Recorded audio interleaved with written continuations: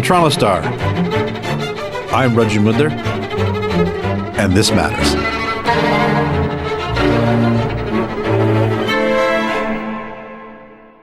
Murder hornets.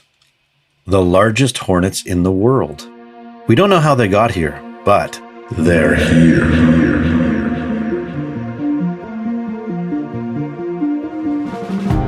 This is literally the stuff horror movies are made of, like 1978's The Swarm. We have visual contact. Identify. A black mass, sir. A moving black mass. We have been invaded by an enemy far more lethal than any human force. For many of us, it doesn't take a swarm. If we see a regular bee buzzing around us, we become just like Nicolas Cage in The Wicker Man. Oh, no, not the bees! Not the bees! Ah! With the news that the Asian giant hornet has been found in British Columbia, it really feels like the world has decided that in 2020, this time it's personal. But if you've been worried by the news of the arrival of this invasive species, today we're bringing you a conversation with a pair of beekeepers who took on these bugs and lived to tell the tale. Alex McKeen, a reporter in the Star's Vancouver bureau, spoke with John and Moufida Holubeshen. Here is their conversation.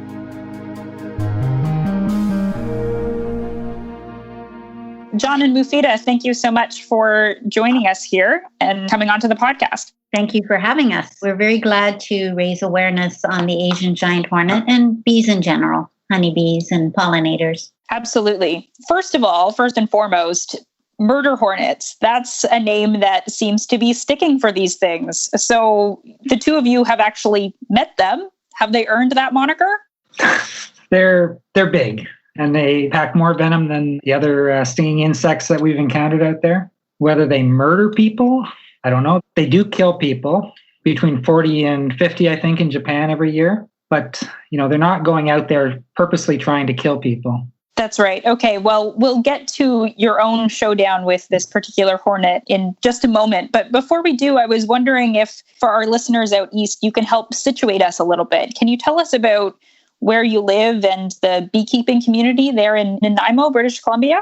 Sure. We're both Nanaimo beekeepers. We belong to the Nanaimo Beekeepers Club that has beekeepers from all over the Central Island. It's been in place for many, many years, long before John and I joined 7 years ago. We became aware of the Asian giant hornet issue through a Ministry of Agriculture news release on September 11th last year, where they indicated that there were 3 sightings that were found in close proximity in the Nanaimo area. With that information, John and I read everything that we could on the Asian giant hornet over the weekend, and Paul Van Westendorp, the chief provincial apiarist for BC, had contacted the Nanaimo Beekeepers Club executive and was reaching out to them to try to organize a search in the Nanaimo area. With communications back and forth, we received the coordinates that the Ministry of Agriculture had collected for those sightings on September 18th in the afternoon. And I'll turn it over to John to explain what he did with those sightings. So I took the sighting location information, plotted it out on Google Maps, and found that they were all in a very relatively tight area near Robbins Park. It couldn't have been in a more perfect location. It was smack dab in the middle and right on the end of Honey Drive. Moufida took one look at it and said, if I was a hornet, I'd be right there. It's kind of a low-lying forested area near water. We decided we would take a look, more to survey for an upcoming search in the area. We didn't expect to find anything, but 5 minutes into the park, I spotted them flying over the trail. I knew pretty much right away what they were because we knew what we were looking for. As I was calling Moufida over, I managed to get stung by one. I was about 20 feet from the colony at the time, completely unexpected. I was kind of stunned for a moment. It was a very sharp, piercing pain, which slowly turned into more of a physical pain, like somebody had kicked me in the chest. Felt more like a bruised rib than a normal sting. While I was standing there, I slowly realized that Moufida was yelling at me to get away from there. Apparently these, like a lot of other stinging insects, will kind of mark their prey, and then their buddies will come over and start stinging as well. That was our encounter in the park. After that, we went home and tried to put together what to do next. I am just trying to fathom what it would be like to get stung by a hornet that's close to 5 centimeters long. Well, the first thing I did was grab my shirt and pulled it away from my body just to get the stinger out. I don't know what shocked me more, the pain, the size of this thing, or the fact that I got stung at all, or that this thing was like 6 inches away from my face. It's pretty surreal, this creature, this insect that is almost never seen in North America. And here it was basically in your backyard, certainly in your hometown. Yeah, and on the drive back home, I had moments where I was questioning if it really happened. It just seemed like it was such a surreal instant, like an out-of-body experience. And Moufida, from your perspective, I think you were ahead of John, that's right? And then you turned around and you saw these hornets going towards him. Can you tell us what that was like? From your perspective, what unfolded there? Well, at first, when he called me back and he says, I see them, my husband is a bit of a jokester. And so at first I said, oh, come on now, stop kidding around. So I didn't believe him. And then he was pointing and I looked at where he was pointing. And sure enough, I could see them as well. I was about 15 feet away and ahead of him. And I was frozen and I couldn't believe it either. And then when he got stung, what was going through my mind was, first of all, if any of the other Asian giant hornets come after him, because I'm well aware of him being marked by the alarm pheromone and how it attracts others. I couldn't do anything. If he had been attacked by more hornets, I would be helpless, short of putting myself at risk. I would have to drag him away and risk being stung myself. So all of that was going through my mind as I started yelling at him that he had to move right now, because obviously he was in full frontal view of danger right then and there. And this is a venom we're not familiar with. We regularly get stung with honeybees, and I'd read all the paperwork on the different toxin that this venom has and its ability to damage your liver, and you have to go on dialysis. It doesn't take a lot of stings to really do systemic damage, in addition to the usual honeybee allergies or sting allergies. So all of that was going through my mind, and how to get John to move. And then once he had moved and he was okay, I still had to go back through where he was standing. And how do I do that without getting stung? Because now they were aware of our presence. So I waited for a few minutes and I could see them going over the trail. And I thought, okay, I have to do this now or I'm just going to be on this side forever. So I ducked down and methodically but quickly moved to where John was standing and crouched down at that spot. And then I grabbed my phone and recorded the GPS coordinates because I knew somebody had to come back. I had not imagined that it would be us. And then I went to join John and I pulled his shirt up and I took a picture. I said, what the heck?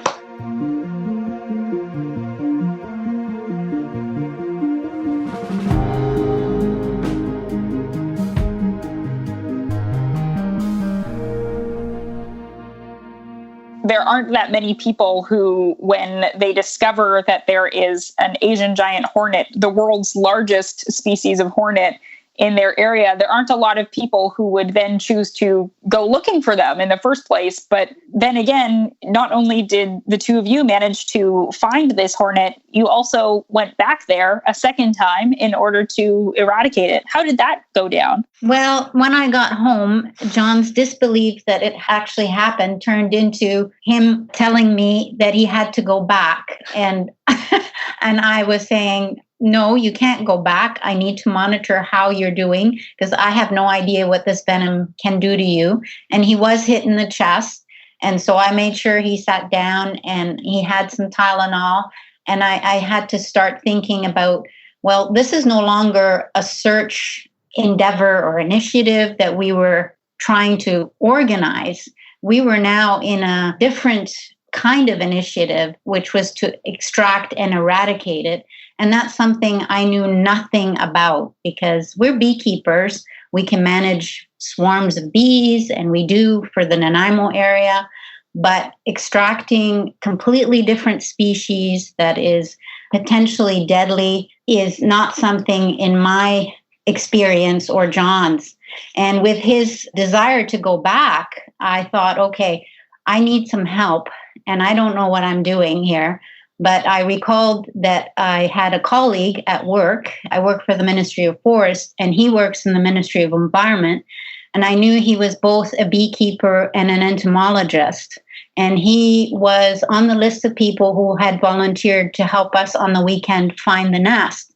So I looked up his home phone number, and I called him up mostly because I needed to talk to him about, well, what should we do now? Because John wants to go back. I don't want him to go back. I'm terrified.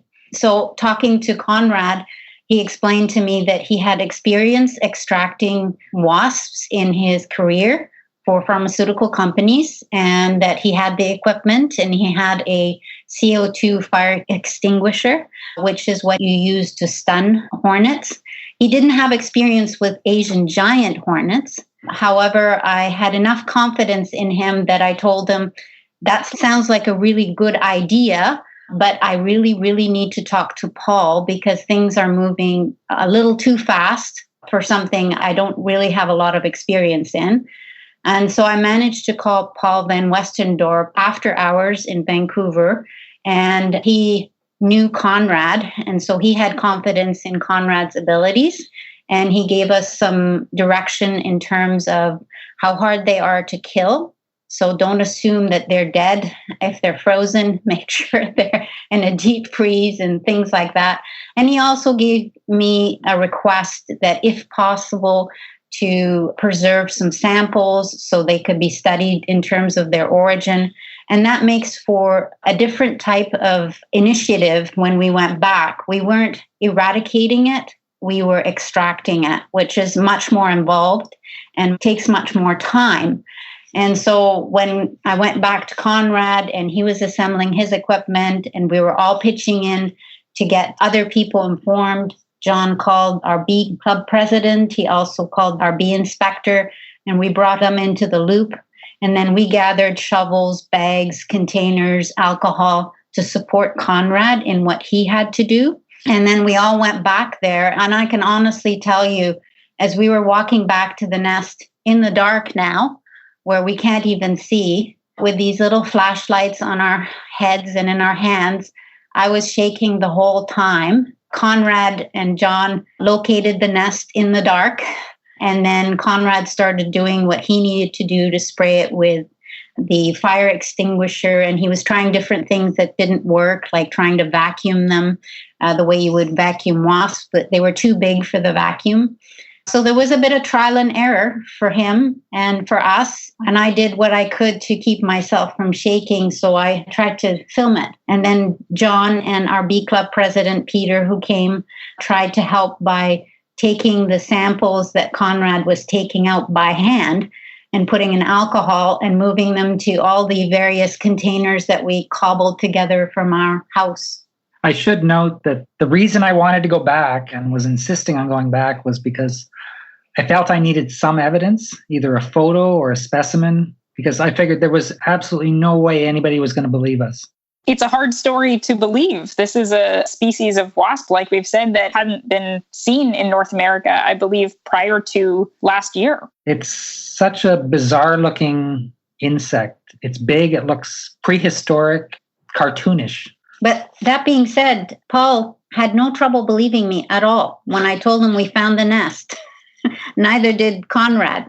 They were both on board. They fully believed me. There you go. And ultimately, you ended up being part of this small crew that went to extract the nest. So I'm just trying to picture it. You know, you go in there, it's at nighttime. It sounds like a mission, a bit of a stitched together crew that you put together with materials from your homes. And I imagine that this time that you went back, the first time you went to the nest, you were just wearing shorts and a t-shirt. So this time when you went back, you were kitted up a little bit more.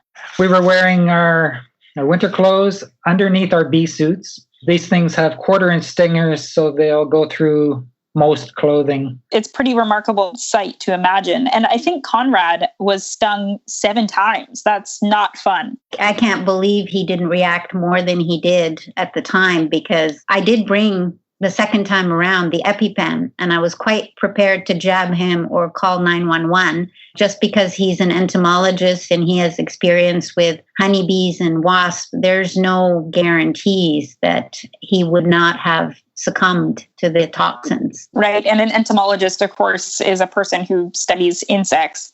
We're kind of in this new stage with the Asian giant hornet where more people are becoming aware of it. Certainly more people in North America are becoming aware of it, what with the sightings in Washington state. And even all across North America, people are starting to get worried about this hornet and the possibility that they could maybe encounter it one day. What is your advice to them? Well, take a picture if you can, first of all, and keep your distance from the nest and get help. And definitely protective equipment would be valuable for anybody going to extract the nest. I don't think we were as prepared as we should have been, but we didn't know any better. When we took the nest out, we felt that there was some urgency. We were coming out of a kind of a cold, rainy few days, followed by sunny days. And the time of year was such that new queens could have been released. So time was of the essence. As it turned out, no new queens were found in the nest. We found between roughly 150 to 200 live insects and about 600 larvae. So they were just ramping up. When we spoke last time, you said you thought that meant that this population of Asian giant hornets was not going to be something that you necessarily saw again year to year.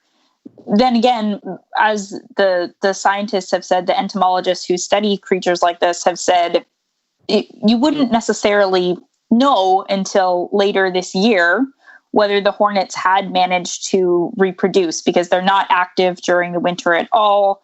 And their activity, even during this time in the spring, is pretty limited. So you may not know for certain whether or not these insects are still in the Nanaimo area until late summer, early fall. Are people in your community, or are you feeling anxious about that? Do you think there's a sense that people are hyper aware for sightings of these things?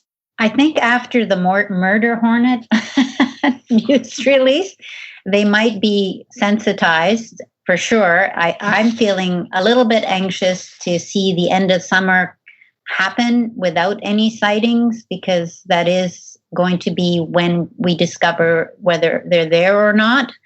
But as another thought is, in my mind, whatever mechanism this hornet queen used to establish itself in Nanaimo, or the sightings in White Rock, the one sighting in White Rock and the 2 in Blaine, that mechanism has not been investigated. And it could be the tankers. Something's changed so that these things are arriving on both sides of the Strait of Georgia. And from what I'm understanding, the source of the Asian giant hornet in Nanaimo was from Japan. The Blaine, Washington one, at least one of them, is from Korea. So something's changed. I don't know what that change is that's creating the situation where we are seeing these sightings coming up on both sides of the strait. I'd love to end off on talking again about the bees that, of course, you take care of and many people in Nanaimo take care of and all over North America, because this Asian giant hornet, it is potentially a risk to human beings. But of course, part of the reason that scientists are so concerned about it is the threat that it poses to honeybees. Of course, it eats honeybee larvae. And that's a real concern, not only for the honeybee populations themselves, but also for the crops that rely on honeybee pollination. And can you just tell us a little bit more about what's at stake for the honeybees that you take care of and that your friends take care of? Well, it certainly adds another level of complexity to keeping bees. When the Asian giant hornets are going through their late summer, early fall stage, they need a lot of protein to feed their larvae. And honeybee colonies just happen to be a perfect food source for them. They basically wait outside the front of the hive, kill off the bees that they see. They're not after the bees. They're after the larvae inside. Once they kill enough of them, they just basically move in and go on a feeding frenzy. They bring the food back to the larva, munched up larva back to their colony and feed their larva. The other thing that the Asian giant hornets do is in the summer, before they consume an entire honeybee colony, is they will also be feeding on other protein sources. And those are all the other pollinators. So they're not just after the honeybees, they're also after any kind of insects. They also consume yellow jackets and anything that they can basically digest. Well, it's certainly a very fascinating and kind of creepy insect that you've encountered. Thank you so much for sharing your story about them. Oh, you're quite welcome. Yeah, well, thanks for having us and helping us raise the awareness. That was our guest host, Alex McKeen, who is a reporter based in the Star's Vancouver bureau. That's it for today. Thanks so much for joining us. This Matters is hosted and produced by me, Raju Mudler, Adrian Chung, and Saba Etisas. Produced and mixed by Sean Pattenden, and our director of programming is JP Foso. Our show theme music is by So Called, and our episode music is by Mike DeAngelis. We want to hear what stories matter to you. Please send us comments, questions, or ideas to thismatters@thestar.ca. Please consider supporting the journalism the Toronto Star newsroom does at thestar.com. And don't forget to subscribe to This Matters on Apple Podcasts, Spotify, or wherever you listen to your favorite podcasts. Let's talk soon.